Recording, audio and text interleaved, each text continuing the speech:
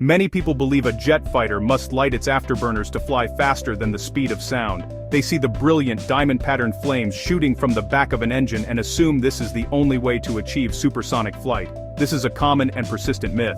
In reality, afterburners provide a massive, almost instantaneous boost in power, but they are incredibly fuel-hungry and are used sparingly.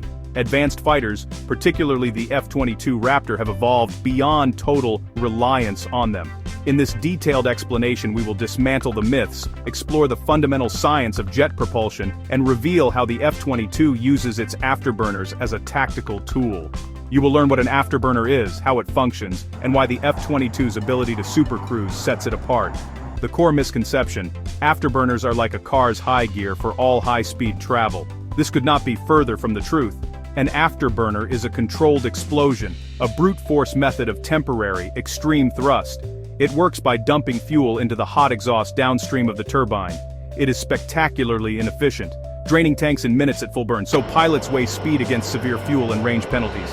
We will answer common questions with clear, fact-based explanations. By the end, you will separate Hollywood spectacle from operational reality.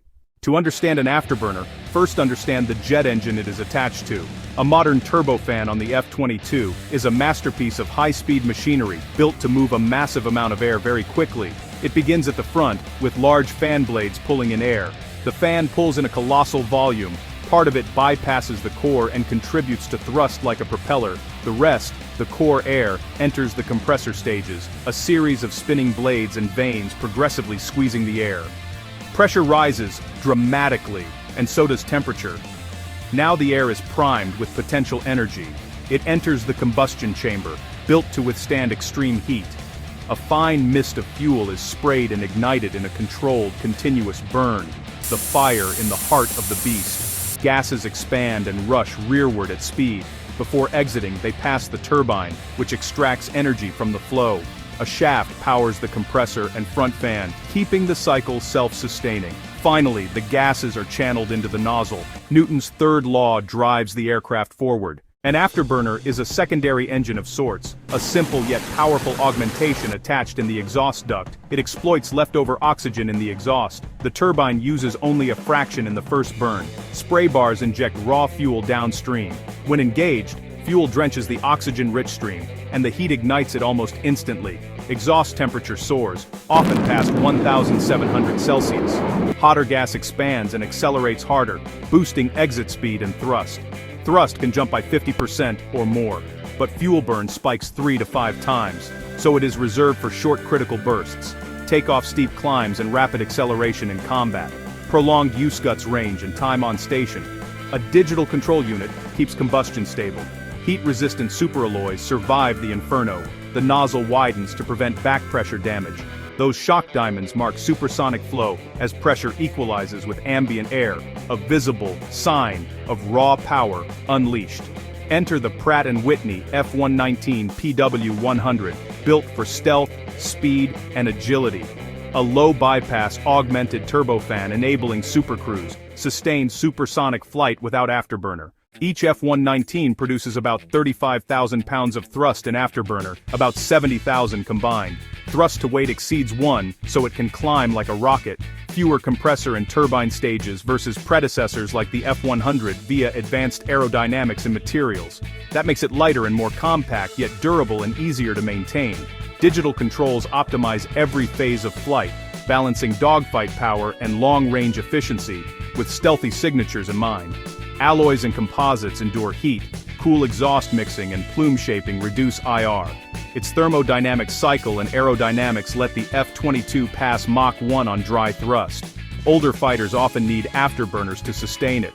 Dry supersonic cruise keeps high energy longer, covering distance quickly and saving fuel, with a lower heat signature. Supercruise means supersonic without afterburners, faster than sound with no bright plume. This defines the Raptor's mission. Conventional fighters can go supersonic, but often must keep afterburners lit to fight drag, limiting endurance to minutes. The F-22's low-drag airframe and F-119's let it cruise near Mach 1.5, about 1150 miles per hour, using only military power. That keeps IR signature low and stealth intact, changing the combat equation. Arrive faster, shoot farther, leave sooner.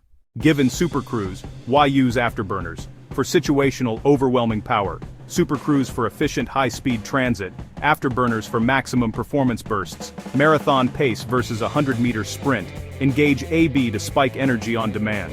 In a close-range dogfight, AB drives high G turns, regains energy after tight maneuvers, and accelerates away from threats. 70,000 pounds of thrust on tap reduces energy bleed through maneuvers, from Mach 1.5 to near Mach 2. In seconds, gives a decisive energy advantage. Rapid climbs convert speed to altitude, to gain position, evade ground threats, or set up high-altitude shots. AB aids heavy or short runway takeoffs, adding safety margin and flexibility. Thrust vectoring works in concert with AB.